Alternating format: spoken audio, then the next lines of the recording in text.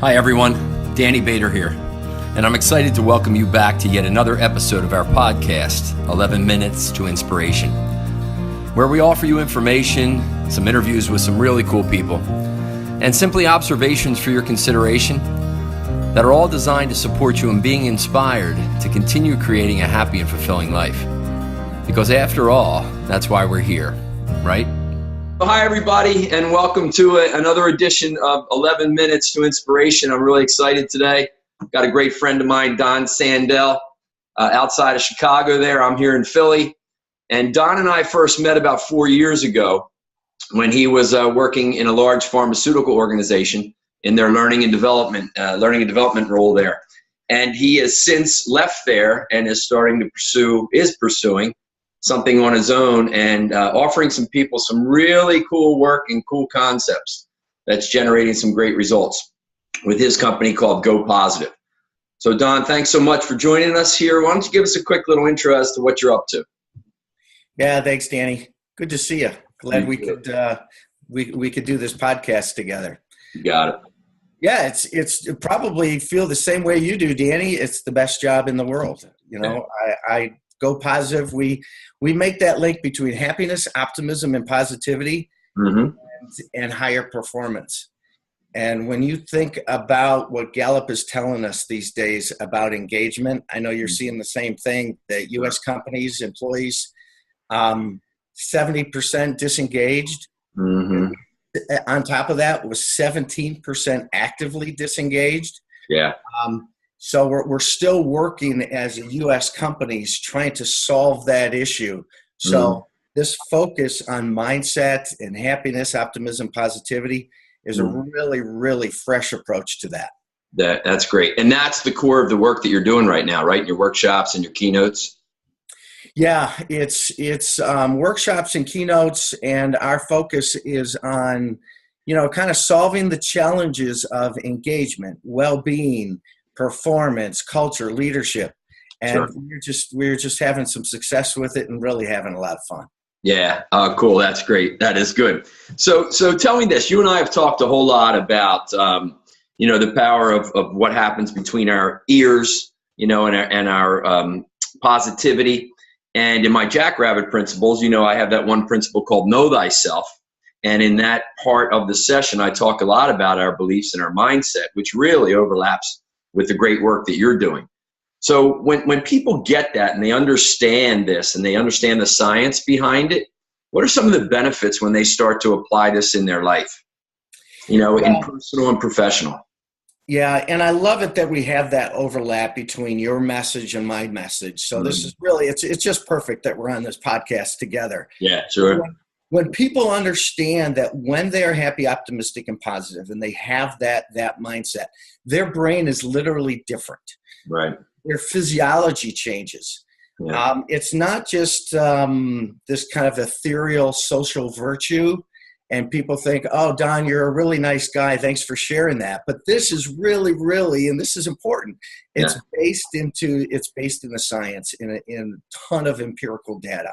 So when you are in that happy, optimistic, and positive mindset, again, the brain literally changes and it releases neurotransmitters. Sure. When those neurotransmitters get released and you get that feeling, right? You get that feeling of being happy and full of joy and optimistic, positive, and all of that. Yeah. Well, that your physiology changes. You are better able to, your cognition is better, your memory is better, your recall is better, your relationships are better, you're able to be more alert. You open up the learning centers of your brain. So there's not just this feeling, oh, I'm feeling happy. Right. If that's all it was, Danny, I think we could write some really good poetry, but I don't think we'd make a whole lot of difference when it comes to performance and productivity. Right, yeah. But the fact that our brains literally change and we are better in every domain of our lives when we're happy, optimistic, and positive. Sure. Yeah, I love it. You hear people all the time, I'm in the zone, I'm on a roll, I'm so focused. They use those terms and they get into that peak performance state. But I think what you do that's really great is a lot of times people don't know how they got to that state and then how to recreate the state. You know what I mean? Especially when they're down and they're kind of in that rut now. So let's talk about, we see the benefits for people. In my work, and certainly in the name of this podcast around inspiration, I love that. I think it's a great commodity for us. And the definition I like here is the process of being mentally stimulated to do or feel something, especially to do something creative. So when people start to understand this positivity and optimism and mindset, how does that generate? You talked about it a little bit. How does that generate the inspiration inside of them? Is it purely just the chemical, the change that happens in the brain? That's primarily from a physiological perspective. That's really what happens is we get this release of chemicals and we are therefore better. Yeah. There was a study on creativity and they put people in a positive mood before working on problems. And then they put a control group into a negative mood before working on problems. Which group do you think did better? Yeah, right. It was the group with the happy, optimistic, and positive mindset. Sure. But if you think about it this way, in our work environment these days, we are full of disruption and change. We are in this VUCA environment. Sure. And how are we going to handle these winds of constant disruption and change if our foundation is one of negativity and unhappy and negative and pessimistic? Sure. But we begin with that foundation of being happy, optimistic, and positive. Those winds of change will come for sure. Difficulties will come, challenges will come, but we are our brains are more capable of responding to those difficult times when that happy, optimistic, positive mindset. Yeah. The one story you and I have talked about before is that Wilma Rudolph, when she ran in the Olympics in 1960, I think. Was in the 60s, fastest woman in the world then. Why don't you share a little bit, because her mom really put her in an optimistic state, right? Well, it was all about mindset, because remember when she was a child, she was infirmed and they said that she would never walk, let alone run. Yeah. And so it was that incredible positive attitude, that mindset, she said, where she said, you know what, I'm going to conquer all of this. Right. And unbelievably so, she did. Yeah. That's the power of mindset. That's, she had braces on her legs for like 8 years or something, right? From 4 years old to 12 or something like that. And think about what that takes, not only the persistence and from a physical perspective, but how do you get that energy and that gumption and that attitude to overcome the physical ailments that she had and end up becoming an Olympic superstar and becoming the fastest woman in the world. It's an incredible story. Yeah, I love that one. I love it. Any other stories come to mind for you where somebody has applied this and we go, oh my gosh, yeah, I've heard of them? Or well, probably my favorite is actually a research study, because so much of what we have to do when we talk about the things that you and I talk about, people kind of buy into it and they see it in their own life, but it really helps to understand the research. So just real quick, let me tell you about probably the seminal research study. Let's hear it. So Dr. Sonia Lubomirsky out of University of California, she's in Irvine, California. She did this huge meta-study. And a meta-study is just a study of other studies. So she looked at every single study that was around happiness, optimism, positivity. There's like 225 that she reviewed that involved, Danny, up to almost 300,000 participants. Wow. When she got done, a huge population, right? Can't argue with that. Yeah, I mean, anybody who's in a pharma company and they think about how many data points they need to make their argument for the efficacy of a product. Sure. Right. So she did this research, her and other researchers did this research, and this is what they came up with after looking at all of these studies. Right. We are better in every domain of our life when we're in that positive mindset. Right. Right. Every domain of our life, we are better. When it comes to relationship, our marriages, our work performance, our cognitive abilities, our physical abilities. And ultimately, the summation of that research was, look, happiness precedes success. In fact, happiness causes success. Yeah. So it's baked into the data. Yeah, that's great. And over the years, that's such a good point, because I've come across, and I think when I was younger, I may have even said it. You look at somebody that has really created a nice life for themselves with their health and their relationships and their wealth and their business, to whatever degree they want that wealth. And I've heard many people look and go, oh, if I had their life, I'd be happy too. And then as I've grown, and you and I have talked about, that's what I'll say to people. Well, what do you think came first?